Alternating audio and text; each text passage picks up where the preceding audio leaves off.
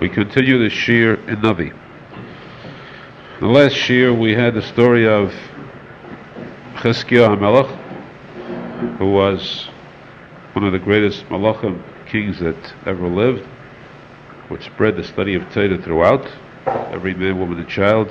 And then, to counteract that extreme, the other extreme, we had the next king was Menashe, the son of Chizkiah HaMelech. And last week's shir we discussed Menashe, who had spread Avodah Zarah to a point where he exceeded even the kings before him. Despite his degree of idol worship, still we stress the fact, the Gemara says that he did tshuva towards the latter part of his life, and though there was opposition to his tshuva being accepted, the malachim in heaven all tried to stop his tshuva from reaching Hashem. Hashem himself, who is of Rahman, was chayte chatira tachas kisei hakoved. Kaviyachal Hashem dug a tunnel reaching from the kisei hakoved, the throne of Hashem, to Menashe, and allowed his tefillah, his tshuva, to be smuggled through to avoid the customs guards, the malachim in heaven, who would stop this tefillah from getting through. And that's how Hashem accepted the tshuva of Menashe. We find proof in the fact, the Gemara says, that Menashe appeared in a dream to one of the rabbis in the Gemara, proving that Menashe did get to Gan Eden. Then we come to the point, the story after Menashe's passing, his son Aharon took over. Aharon was, again, the evil type of king. He ruled for only 2 years. Then there was a conspiracy against him. His servants killed him. But in this case, the story is different than in the case of the 10 Shvatim. In the case of the 10 tribes, every time there was an assassination, the assassin generally took over the kingdom. That's how it kept revolving from one family to another, from one Sheva to another. In the case of the 2 Shvatim, Malchus Yehuda, it was impossible to have the kingdom move to a different family, even within the same tribe, because Hashem had sworn to David HaMelech, always the kings would be descendants of David HaMelech.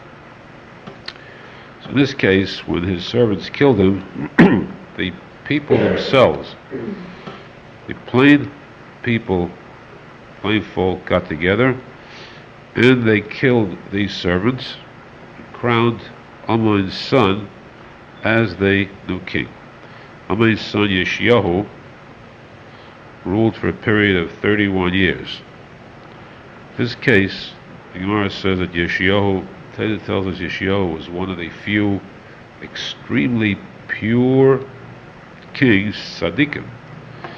He was a tzadik emes. This time, the Gemara tells it how he brought back the kedusha to the Jews that had disappeared during the time of his predecessors.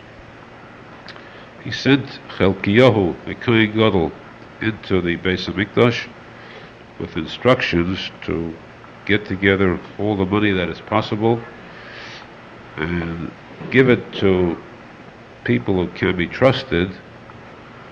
Trusted means without keeping an account.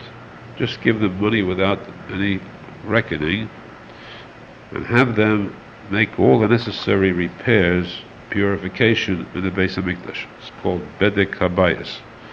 Repair everything that required repairs. The din is that in that case, even an ordinary Yisrael, not a Kohen, not the Kohen Gadol, may enter into the Kodesh Kodeshim. If it requires repairs, even the Yisrael may go into the Kodesh Kodeshim to repair it. So they did this, going through the search of the Beis HaMikdash, they found a Sefer Torah hidden in the Heichal, the Kodesh Kodeshim. The Sefer Torah hidden was unusual, because what happened was that at the time of Menashe, most of the Sforim, or rather in the time of Chizkiyahu's father, Chizkiyahu Melech, prior to that, he had destroyed most of the Sforim that existed. At that time, the Kahanim, the few that were pure, took one Sefer Torah and they hid it in the Kodesh Kodeshim where it could not be found. It was so well hidden away from sight that no one could find it.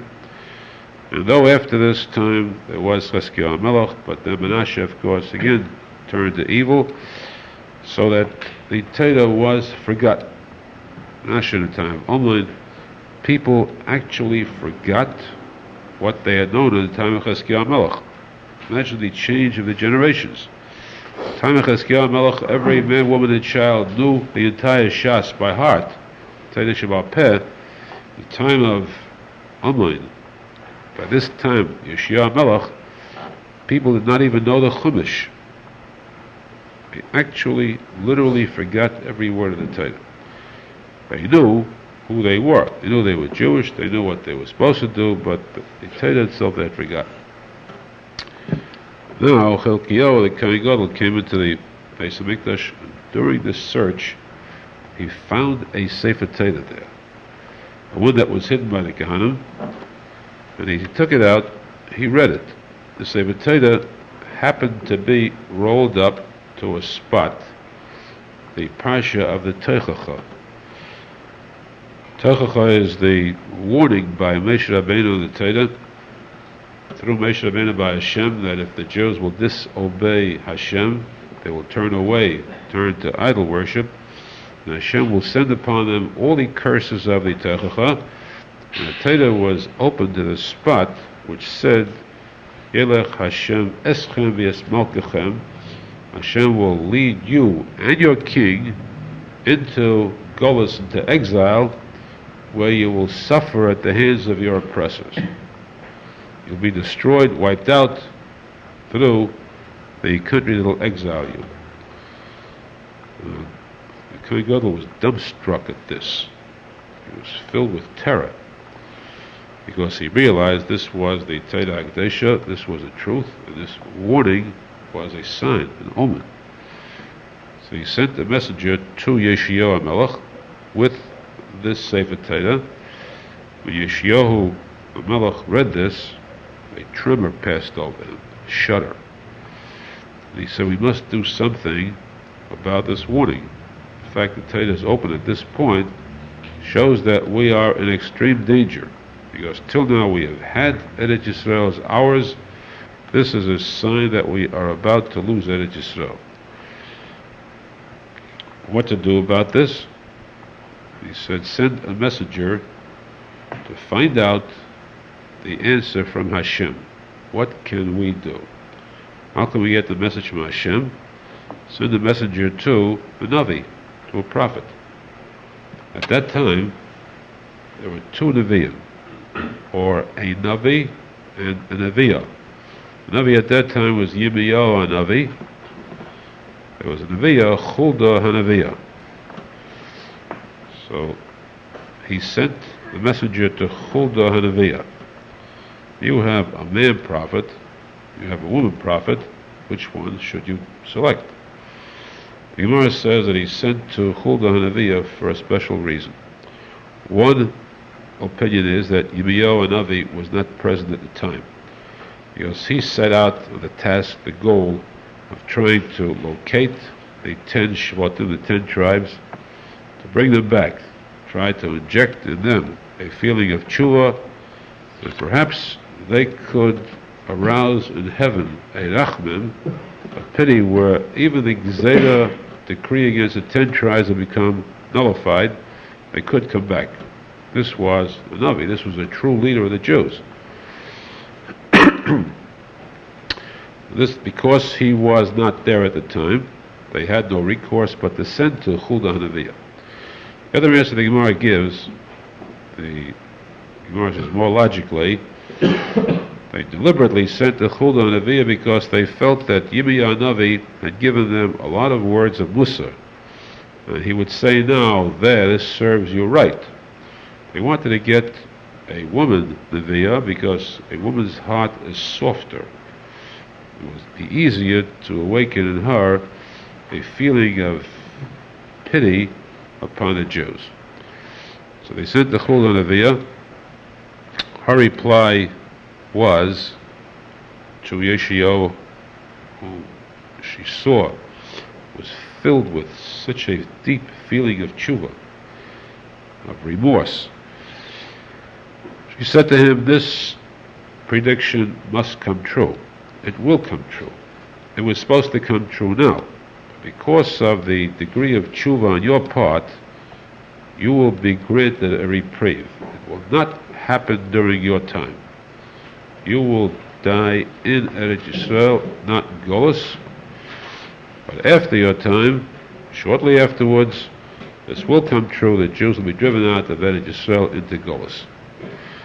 So, Yeshayahu Melech at least began to bend every effort, extreme degree, to cleanse, to purify the land of all remnants of Avodah Zarah, clean out all the idols, and to instill a feeling of emunah and Hashem throughout the people.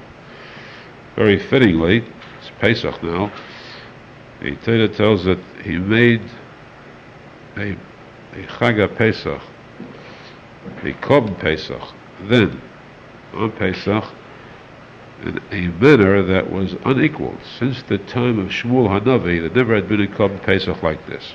Of course, there were times before. David HaMelech, the Jews had a Korban Pesach, Shlomo HaMelech, the time of Chazkiah HaMelech, but not one like this, not as rich, not as all-encompassing, where all the Jews got together as one, and where the king himself, at his own expense, provided the korbanos for all the Jews. It was the biggest, the richest, the purest type of Korban Pesach Kemat of all time. This was his means of showing how anxious he was to get the sins, the stain, erased from the Jews, at least during his time. The Gemara says that his purity was such that it was recognized. Torah itself testifies that Yeshayahu is one of the greatest kings the Jews were ever privileged in having. However, the Gemara does say too, this is a point that it's interesting to note that Rabbi Kavega brings this point out. The Gemara in Chulun, if you recall, we had beginning, the Gemara spoke about Achav, King Achav, the wicked King Achav, and the Gemara said, did Achav have good followers, good subjects? The Gemara says he could not have, because it's a posek, Meishel Makshiv al Dvar Sheker, Kol Meshos of Rishoim. The king is evil, and all his servants, all his followers are evil too. The same with Yehoshaphat. Yehoshaphat was good, and therefore the contrary was true also. His followers were good. Yet we find in this case that Yeshayahu was a king who was extremely good, pure. He was so pure and so tamimus, so sincere, he could not even notice evil on others. He was not aware that the people in his generation were nowhere as near like him. He was pure and his followers were evil. The result was a sad one, because what happened was that the king of Egypt, Parai Nechai, they were all called Parai, Pharaoh. They always had an additional name to describe who they were. Nechai means he was crippled. And this crippled Pharaoh, today's Pharaoh, should come crippled in his head. He went out to do battle against the kingdom of Ashur, who was weak at that time, And in order to get to Ashur in this battle, he had to go through the Israeli land. So he asked Yeshayahu not to stop him, because he said he had a message from Hashem, direct message from a Jewish prophet, that he must go into battle against Ashur, and therefore he asks no assistance but no interference from Yeshayahu. Yeshayahu felt that it is wrong for him to go through, and he warned him that he would go out to battle against him. He did this, and in this battle, Yeshayahu was shot, was wounded. His servants carried him back to Yerushalmi, and there he died.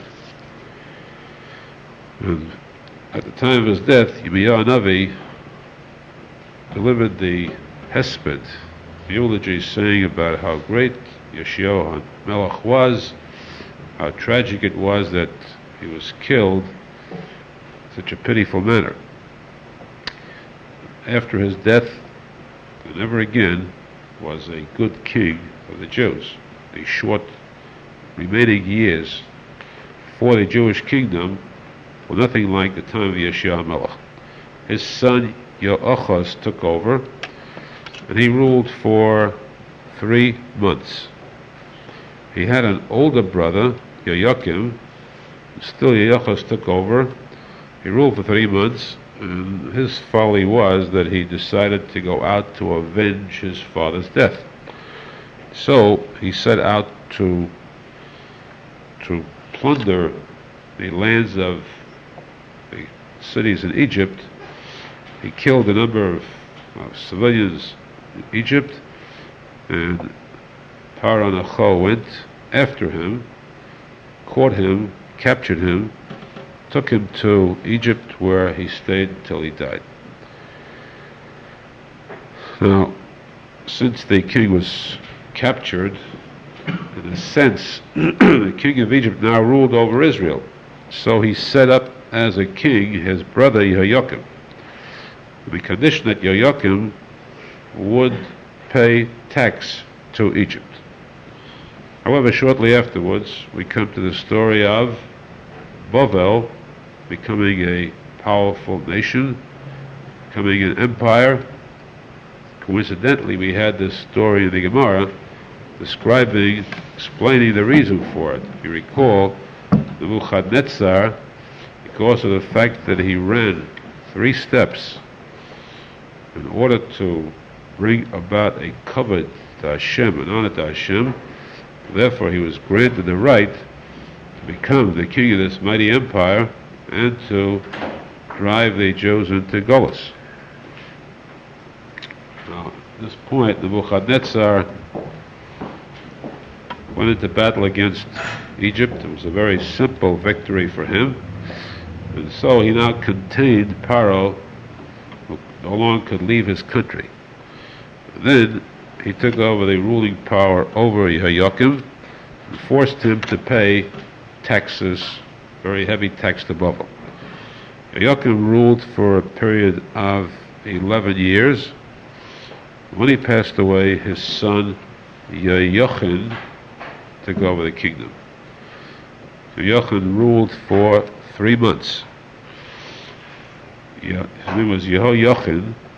He decided to go out to greet Nebuchadnezzar, the king of Bavel, and to show his subservience, show he is surrendering to him everything. He wants to have peace with Nebuchadnezzar. This is because just before his death, Yehoiakim his father had rebelled against Nebuchadnezzar, had incurred the wrath and anger of Nebuchadnezzar. He went out now to appease him, the appeasement policy. When he went out there, instead Nebuchadnezzar took him captive, brought him to Bavel, placed him in a dungeon, a prison. Yehoiakim stayed in that dungeon until the end of this story, till the end of the story of the Jews' kingdom. Meanwhile, in his place, Nebuchadnezzar crowned Tzidkiyahu. Tzidkiyahu was Yehoiakim's uncle, which means that Tzidkiyahu was the 3rd of the three brothers. Remember, there was Yoachaz, and then in his place Yoakim, and now Tzidkiyahu took over. Tzidkiyahu ruled for 11 years. And the 9th year of his rule, he too rebelled against Nebuchadnezzar, and Nebuchadnezzar set siege to Yerushalmi.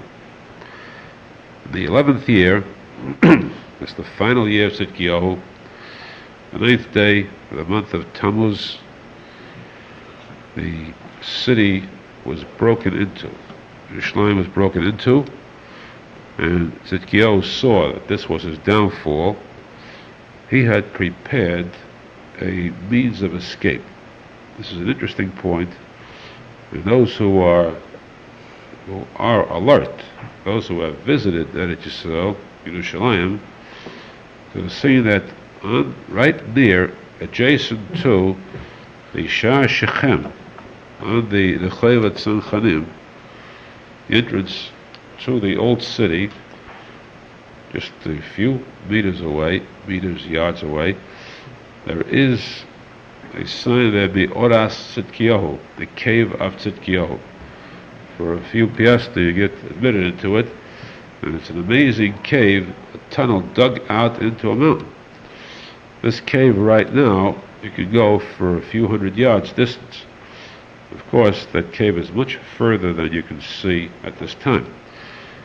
The Gemara tells us that this cave was dug from Yerushalmi with the exit coming out at Yericho. It's a tremendous distance, even by car. This was prepared as an escape exit for Tzidkiyahu.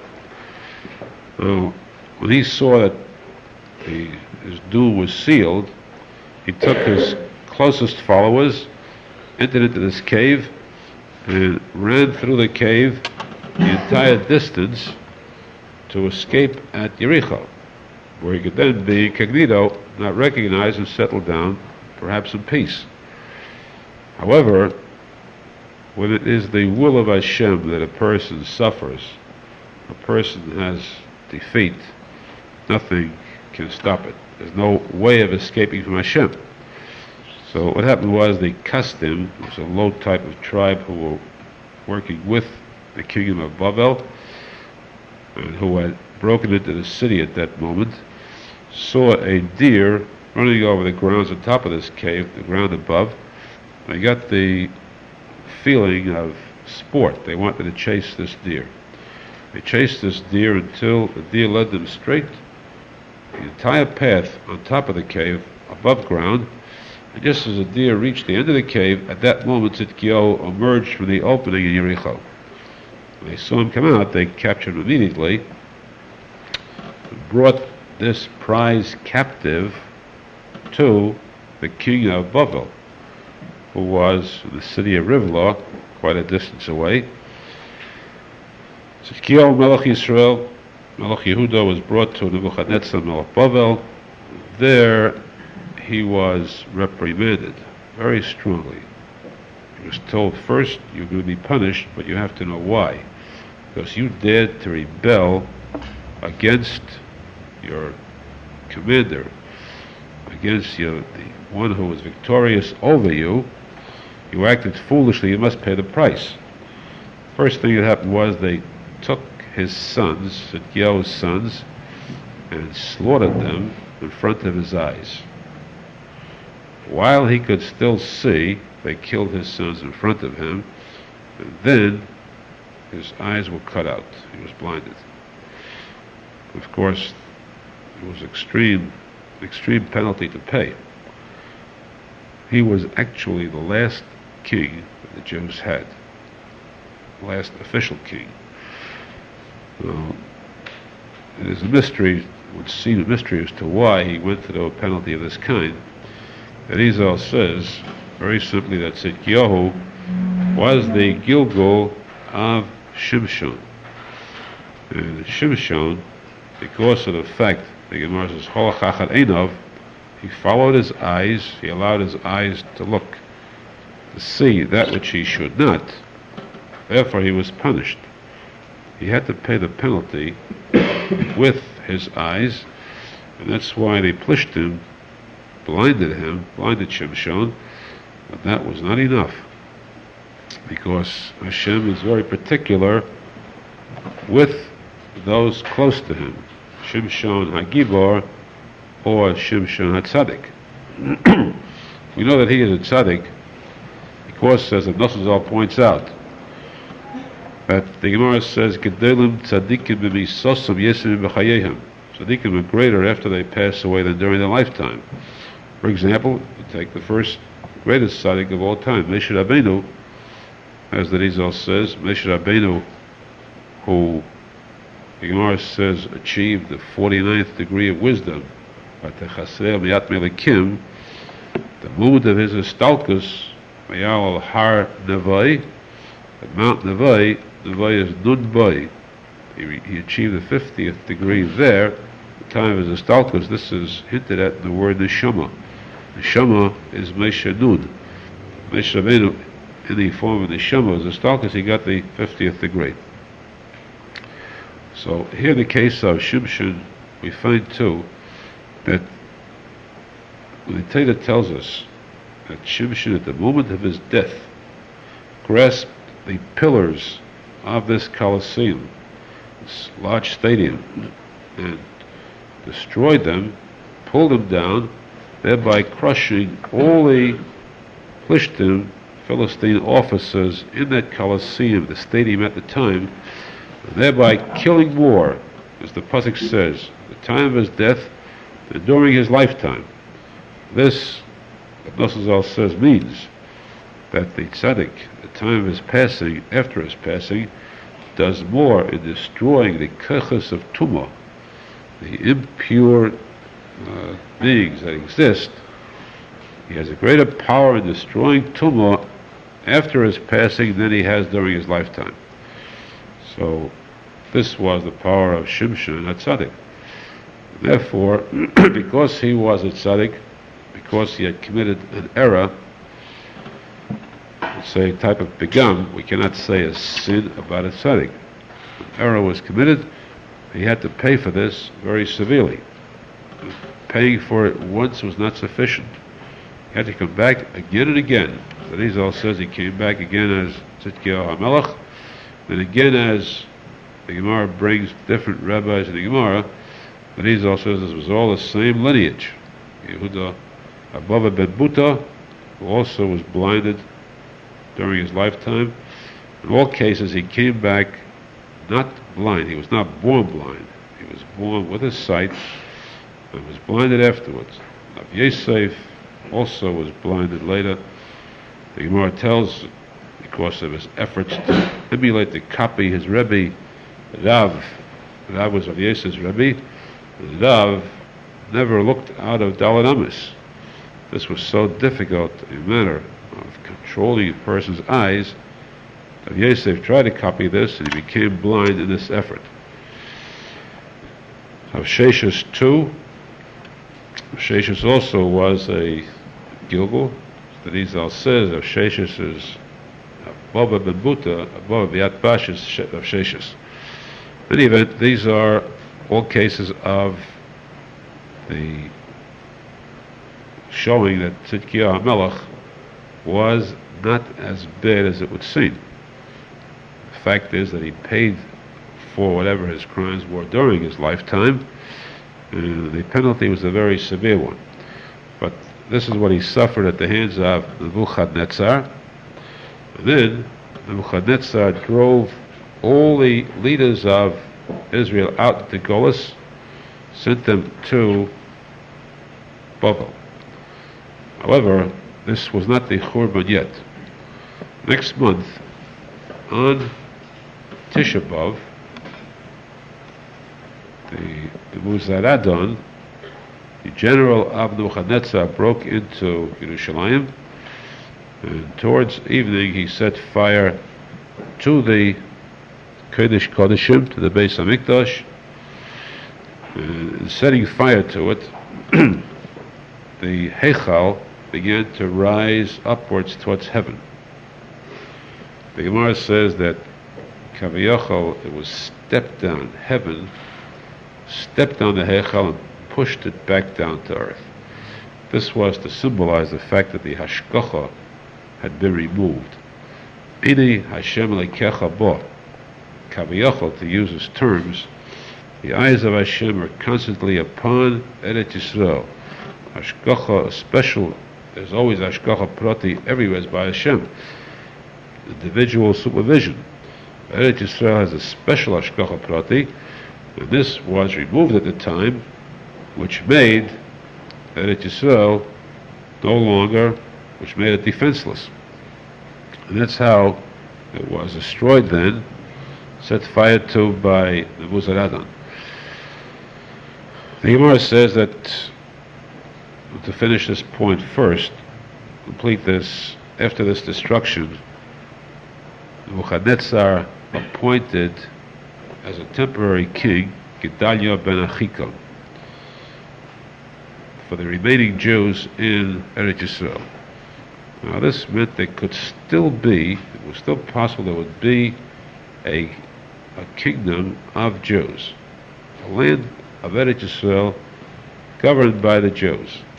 However, this last ray of hope, this last candle of light was extinguished by a group of evil people who assassinated Gedalia ben Achikam on the day after Rosh Hashanah, Gimel Tishrei, and they also killed a lot of the custom there, which so angered Bavel that they came and cleared out Eretz Yisrael completely. Again, the Arizal says that this was we know that on Rosh Hashanah you have 2 days of Rosh Hashanah, 2 days of Din, Yemei HaDin. First day is called Dino Kashya, harsh dinim. Second day, after the harsh day of judgment is over, we have Dino Rafia, softer, much more eased. On the third day, if that's the case, the third day should have been much softer as far as gezetas, as far as decrees from heaven. How come that this harsh decree happened on the third day? Same Gedalia, we fast that day because of the death of Gedalia. How come that this happened on the third day when it should have been a complete absence of decrees, of gezetas? Arizal says that it is the blowing of the shofar which brings about this hamtokas dinim, this softening of these gezetas, because on the third day suddenly the shofar is stopped. It was possible for the gezeta to become disordered once more, to become aroused. And this brought about the decree where Gedalia was assassinated, the Jews were driven out. Now the last words of the Navi Menachem are that many years later, after Nebuchadnezzar's death, his son Evil Merodach, king of Bavel, took Yehoiachin out of prison. You recall, Yehoiachin was the one who went to appease the king. He was put into prison by Nebuchadnezzar, took him out of prison and allowed him to eat at the king's table from then on, for the rest of his life. But of course this was still the period of Golus. This Golus lasted for 70 years. Finally the Jews came back to build a second Beis HaMikdash. However, to touch upon a point that the Gemara speaks about. First, the Muzaradan, the general, the Gemara says, was sent to complete the destruction of the Beis HaMikdash in Yerushalmi. This was a very important victory for Bavel. This meant they'd become the rulers of the world. It's always Yerushalmi that is the center. In all generations, Yerushalmi is a center of controversy. Those that rule Yerushalmi consider themselves world rulers. Even though it seems it's a very tiny city, yet it's most important. It is the center of the world. So in this case, the Gemara says, how come that Nebuchadnezzar did not go himself? He sent his general Nebuzaradan. The Gemara answers, Nebuzaradan was a very loyal general. He went there and he carved out the picture of Nebuchadnezzar on his coach, military coach. He carved it out so that he would not take the honor, the glory of this conquest. He would give the credit to the king.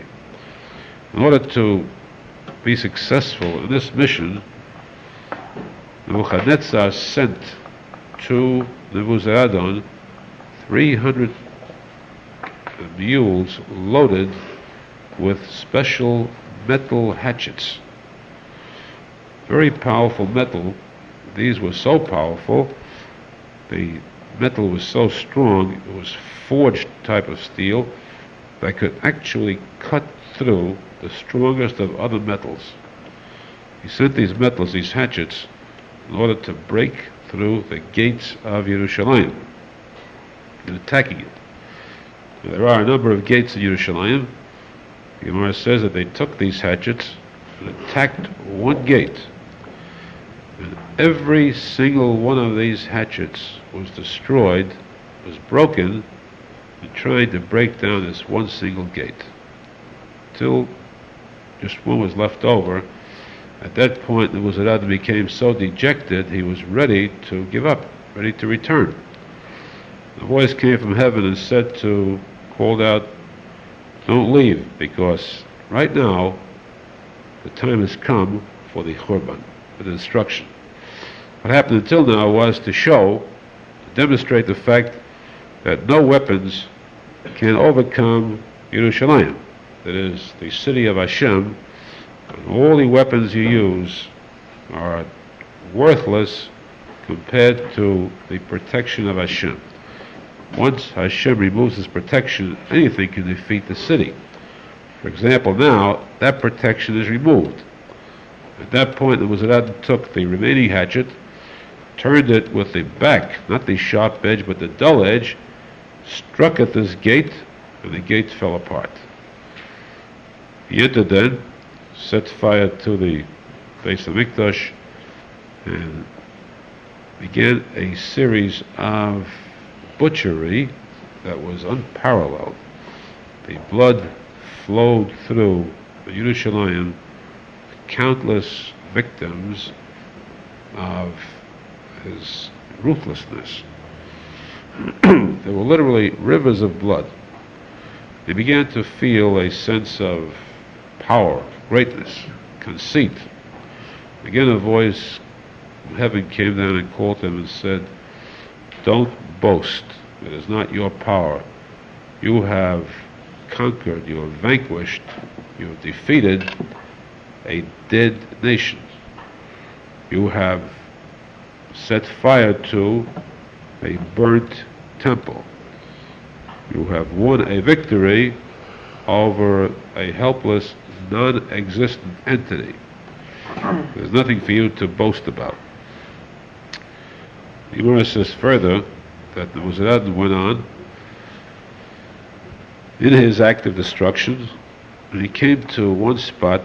We had this story previously in Gittin. However, the Gemara repeats it here in Sanhedrin, so it pays for us to go through it again briefly. He came to a spot where he saw blood on the ground.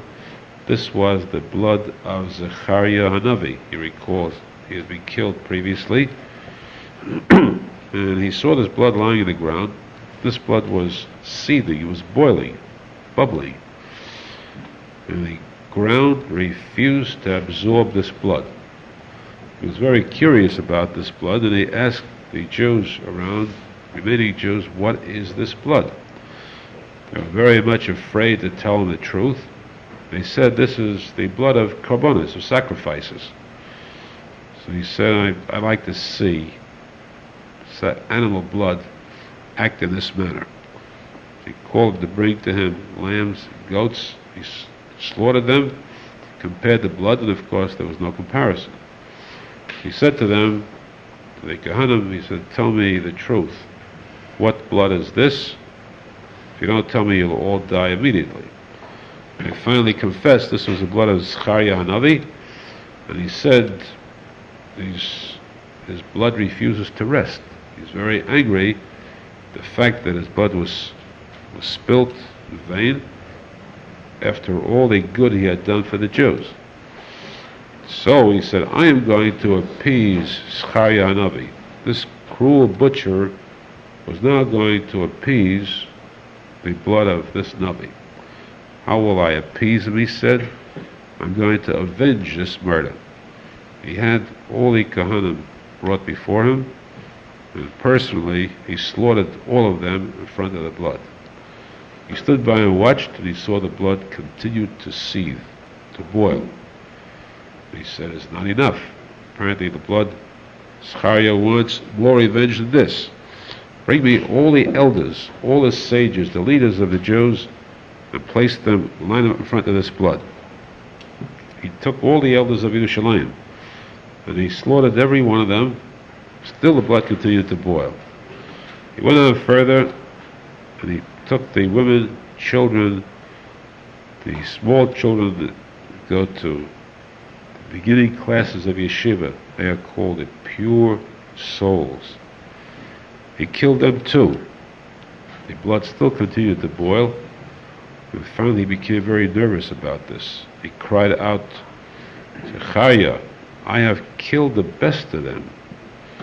Do you want me to appease you by wiping out every single Jew in Eretz Yisrael? Is this what you want? At that moment, the blood stopped boiling. Blood came to rest. The next moment, a thought struck the Muzaradan. He said to himself, I have just witnessed a miracle. I have just seen what penalty there is to pay for murder. Here's a case of one single innocent person who was killed, and what a severe penalty had to be paid for it. So many thousands of Jews, good ones, innocent ones, paid with their lives because of the murder of one prophet. If that is the penalty for killing one prophet, what penalty do I deserve for all the countless tens of thousands of Jews, innocent people that I have killed? How can I ever atone for my act? The Gemara says he was filled with a deep sense of remorse, a sense of tshuva that was so overwhelming that he removed his garments, his regal garments, and sent a note back to Bavel saying that he had resigned his status. He went into among the Jews and told them he wants to convert. He wants to become a Jew. But this, again, was the right moment to convert. This type of conversion was the purest possible. Because, as we mentioned previously, a ger is judged by the time that he converts. If he converts at a time when the Jews are in their glory, that means that he's not really sincere. He doesn't really believe in their religion. He wants to have the pleasures that come with a nation that is basking in glory. But if a ger comes to convert when the Jews are oppressed, persecuted, and suffering, that means that his gerus, his conversion, is definitely a pure one due to emunah, propelled by a true feeling of faith. This was the case of the Muzaradan, who converted and spent the rest of his life in doing tshuva. The Gemara says that in a case like this, we find that even the Muzaradan, as evil as he was still accepted by Hashem. He was zecher that just as we say that from an Am Ha'aretz can sometimes come forth great Talmidei Chachamim, from the Muzaradan came forth leading figures in Eretz Yisrael, leading figures of the rabbis of the Gemara. This is a sign that a person, no matter how far gone he is, he still should not ever lose hope. He can always return. Not only if he committed sins against heaven, but even against mankind too. There is no time when it is impossible to do tshuva. Tshuva is always accepted. This was the case of the Nebuchadnezzar's general, who after his resigning, of course, Nebuchadnezzar himself took over, completed the task of enslaving the remaining Jews, and we'll have the story later on when Nebuchadnezzar, for a certain act, was punished. This punishment consisted of his being banished for a number of years, and while he was banished from the kingdom, his son, Evil Merodach, took over. Now, when he came back, he found his son on the throne. He immediately imprisoned him, so that later on, when Nebuchadnezzar died, Evil Merodach took over the throne. His first act was to dig up the body of Nebuchadnezzar from the grave and to drag him through the streets to make sure that he was not alive yet. He was afraid he might come back again. So he made sure that he would be very, very dead. And then, when this was done, he turned to take Yehoiachin out of prison. That last statement we made about Yehoiachin being taken out of prison, freed, because he was the first prisoner Nebuchadnezzar taken from the Jews. This was a sign by Evil Merodach that he wanted to somehow atone for the act of Nebuchadnezzar. This he did, and with this statement we come to a close the Lochem Beis, this part of the Navi. We hope to continue, perhaps conclude the story of Navi in the coming chapters. I think we should be zecher that, speaking about the Churban, we should be zecher to the next part of the Nevuah, seeing the rebuilding, revival, return of all Jews to Eretz Yisrael with the coming of Mashiach.